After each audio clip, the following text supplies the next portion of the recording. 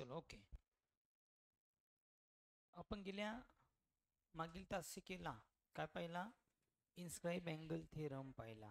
तो the measure of an inscribe angle is equal to the measure of is equal to the half पाहिजे तिथं. काय is equal to the half of the measures of the arcs intercepted by it. असा आपला inscribe angle theorem होता.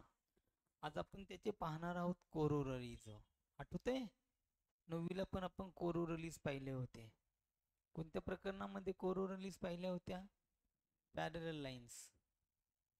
आठवत नसेल तर घरी जाऊन एकदा पाहून घ्या. ठीक आहे.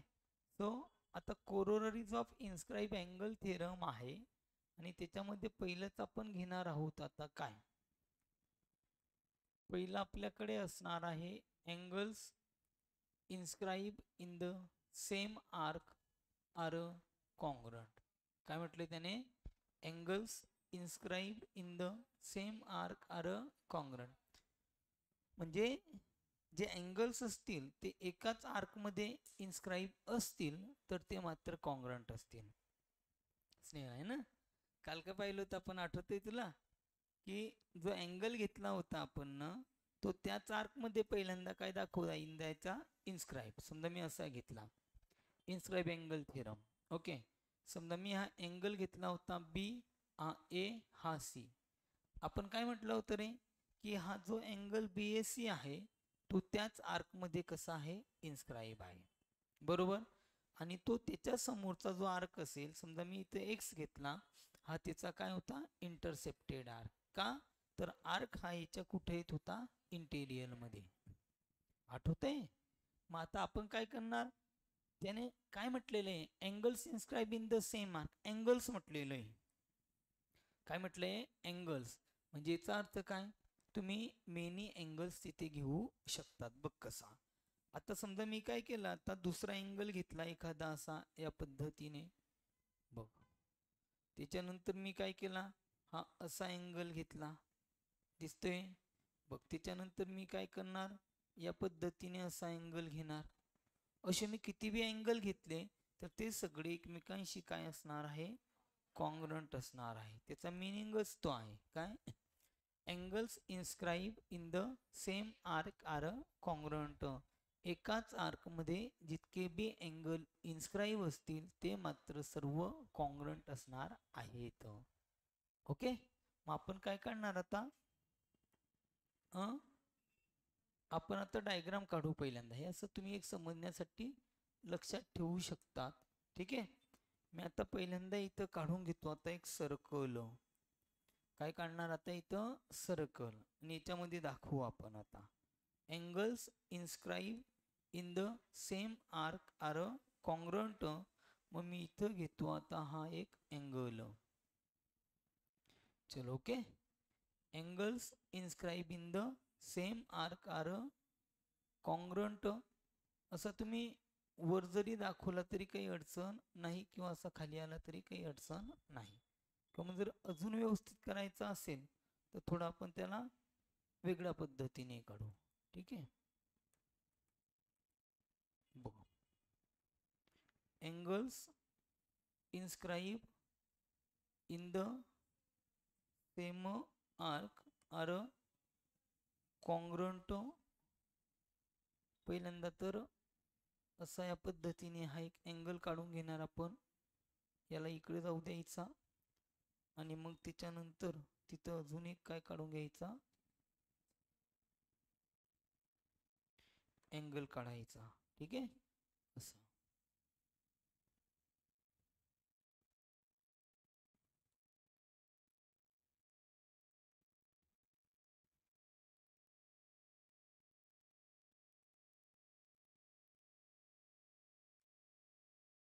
ठीक आहे. दिसतोय का? ठीक आहे ना. इथे हा असा अँगल असणार आहे. मग यांना तुम्ही या पद्धतीने दाखवून द्या. ठीक आहे. आता काय म्हणणार? नाव देऊन टाका. मी याला काय नाव देतो इथं? इथं समजा मी याला नाव दिलं ए. हा काय घेतला मी? बी. हा कोण असेल सी आणि याला देऊन टाका वाटल्यास आता डी. सर्कलचा जो सेंटर असेल तो एखादा दाखवून द्या, काय घेऊन टाकतो ओ. मग इथं काय म्हणणार तुम्ही, a circle with the centre O. Angles inscribe in the same arc. मग कोणते आर्क इथे इन्स्क्राईब झालेले आहे किंवा कोणते अँगल कोणत्या आर्कमध्ये इन्स्क्राईब झालेले आहे. तर अँगल ए बी सी आणि angle A D C are inscribe in the arc A B C किंवा आर्क ए डी सी. एकच आर्क घ्या ना कोणता बी. हे दोघं जे अँगल आहे की नाही, बघा आता जर मी अँगल कोणता घेतो आहे, हा अँगल मी ए बी सी घेतला, हा अँगल मी ए, हा बी, हा सी, हा डी. ओके. जो आर्क आपण घेणार आहे, समजा इथं मी इंटरसेप्टेड आर्क दाखवून दिला. जो आर्क आपण घेणार आहे, जर मी आता अँगल ए बी सी घेतला तर हा अँगल ए बी सी या आर्क ए बी सी मध्ये इन्स्क्राईब आहे. कुठं, आर्क ए बी सी मध्ये काय इन्स्क्राईब, आणि हा त्याचा काय झाला इंटरसेप्टेड आर्क. दुसरा अँगल कोणता घेतला रे, ए डी सी, तो बी आर्क ए डी सी मध्ये काय इन्स्क्राईब आहे. पण या दोघं जे अँगल असतील ए बी सी आणि हा ए डी सी, दोघांचे एंड पॉइंट काय येत आहे, ए आणि सी. मग कोणता बी एक आर्क घेतला तरी चालेल. जसे इन्स्क्राईब अँगल थेरम मध्ये आपण आर्क्स ॲडिशन पॉस्ट्युलेट पाहिले होते, आठवतंय तुम्हाला. जर मी असा सर्कल काढला असेल तर समजा आपण या पद्धतीने एक केस घेतली होती. ओके. इथे काय पॉइंट होते, एक्स होता, यम होता. ओके. त्याच्यानंतर आपण असा एक काढला होता, इथं घेतला होता डी, इथं समजा एन, इथं काय होता बी. मला आर्क कोणता पाहिजे होता, बी एक्स सी. तर माझ्याकडे इथे बरेच आर्क येत होते, म्हणून मी काय केलं, आर्क्स ॲडिशन पॉस्ट्युलेट्स आणि हे जे नावं येत होते त्याच्याऐवजी मी काय घेऊन टाकला होता, बी एक्स सी. तसं जरी अँगल ए बी सी आणि अँगल ए डी सी यांचे जे एंड पॉइंट्स आहे ए आणि सी येते लक्षामध्ये, म्हणून तुम्ही एकच आर्क जरी घेतला तरी चालेल. काय, angle A B C and angle A D C are inscribe in the arc A B C and intercept arc A X C. किंवा तुम्हाला दुसरं नाव द्यायचं असेल, दुसरं नाव द्या. काय देता मग, यम देता का, काही बी नाव द्या. काहीही नाव घेऊन आपल्याला त्या ठिकाणी लिहिता यायला पाहिजे, जमलं पाहिजे. समजलं. एकदम छोटासा थेरम आहे. बोला मग आता गिव्हन काय घेणार बरं तुम्ही, याचं गिव्हन काय घेणार तुम्ही आता. Angles inscribe in the same arc are congruent. मग आपण असं म्हणूया ना, a circle with the centre O. जो सर्कल आहे त्याचा सेंटर ओ आहे. Angles inscribe in the same arc. मग कोणता angle, angle A P C and angle A D C are inscribe in the arc. एक घेऊन टाका, मग कोणता, A B C and intercept.